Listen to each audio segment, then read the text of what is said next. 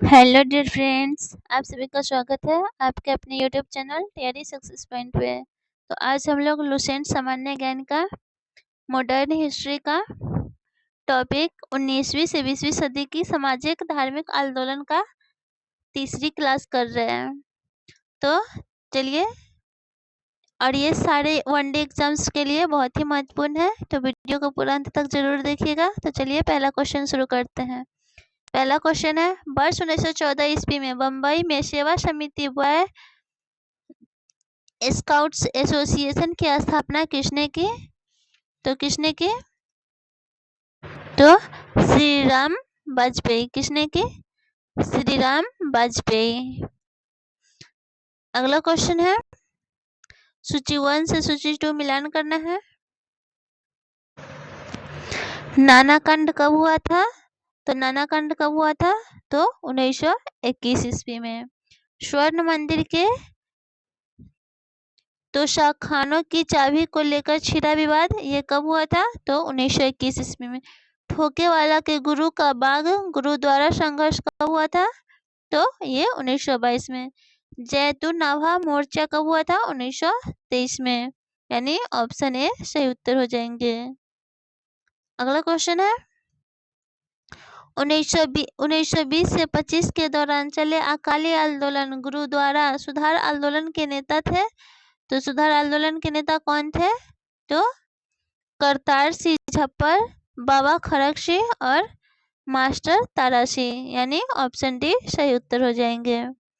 अगला क्वेश्चन है, सिख गुरुद्वारा सुधार अधिनियम कब पारित हुआ? तो सिख गुरुद्वारा सुधार अधिनियम कब पारित हुआ? 1925 ईस्वी में। अगला क्वेश्चन है, अल हिलाल एवं अल बगल जनरल के संपादक थे। तो ये अल हिलाल के संपादक कौन थे? तो कौन थे? अब्दुल कलाम आजाद। ये दोनों अल हिलाल और अल बगल के संपादक कौन थे? तो अब्दुल कलाम आजाद। अगला क्वेश्चन है, किस आंदोलन के नेता ने अपने को हजरत मोहम्मद के समक्ष बराबर मानते थे और स्वयं को मसीहा उल मौद कहते थे? तो यह किस नेता कौन से नेता कहते थे? तो अहमदिया आंदोलन के नेता।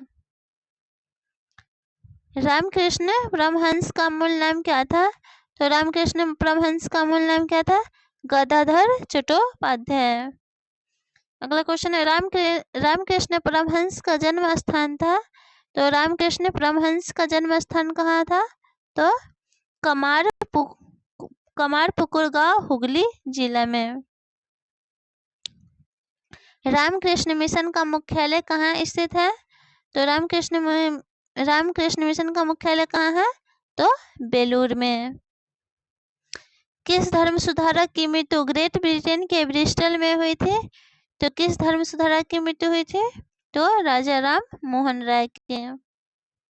अगला क्वेश्चन है, पश्चिमी भारत में सांस्कृतिक पुनर्जागरण का अग्रदूत किसे कहा जाता है? तो यह किसे कहा जाता है? तो एमजी रनाडे को। अगला क्वेश्चन है, थियोसोफिकल आंदोलन की गतिविधियों को भारत में व्यापक रूप से फैलाने का श्रेय किसे है? तो यह किसे है? तो एनी बेसेंट को। अगला क्वेश्चन है, एनी बेसेंट भारतीय राष्ट्रीय कांग्रेस की अध्यक्ष कब बनी थी? तो यह कब बनी थी भारतीय राष्ट्रीय कांग्रेस का अध्यक्ष? तो 1917 में। अगला क्वेश्चन है, सूची 1 से सूची 2 मिलान करना है। विधवा पुनर्विवाह अधिनियम 1856 इसमें किसका महत्वपूर्ण भूमिका है? तो ईश्वरचंद्र विद्यासागर का। सिविल मैरिज एक्ट 1872 में किसकी भूमिका है? तो केशव चंद्र सेन का।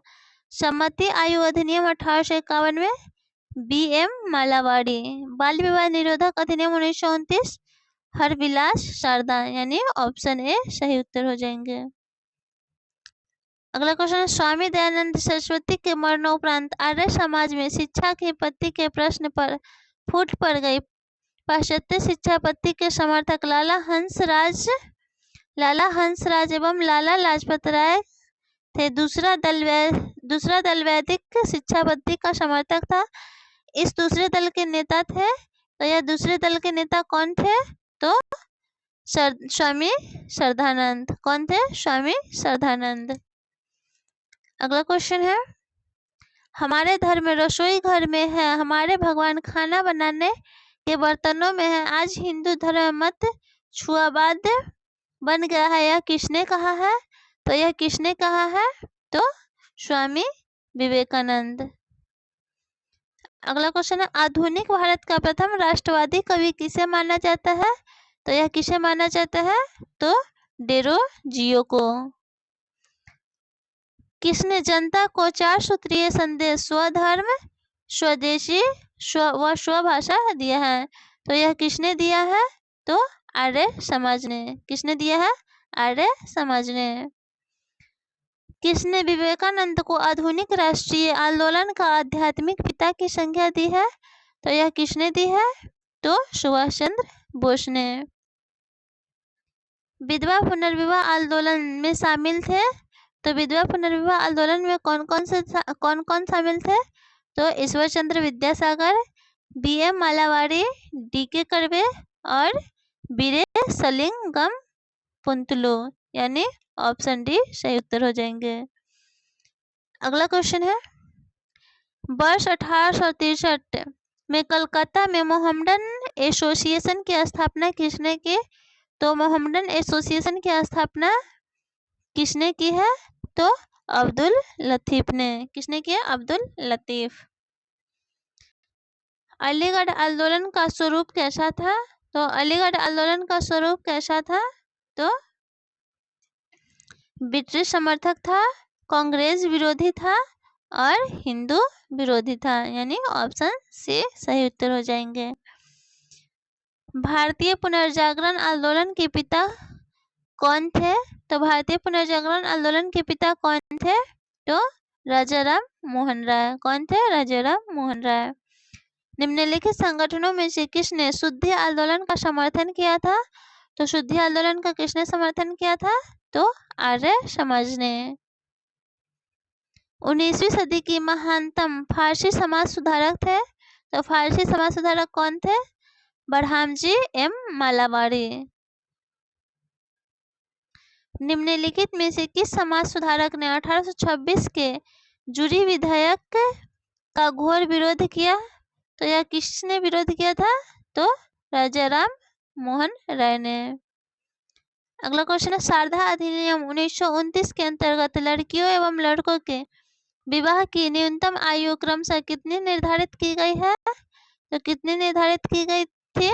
तो 14 से 18 वर्ष। 14 वर्ष लड़की के और 18 वर्ष लड़कों के।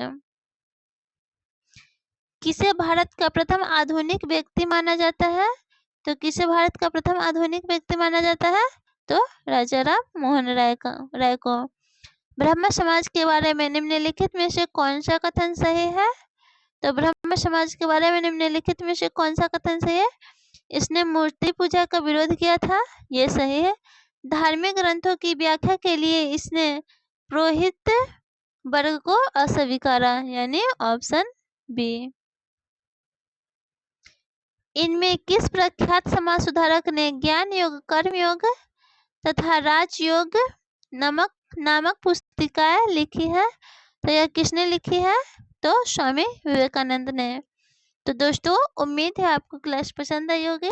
अगर वीडियो आपके लिए हेल्पफुल रहा तो वीडियो को लाइक, शेयर और चैनल को सब्सक्राइब जरूर कीजिएगा। धन्यवाद।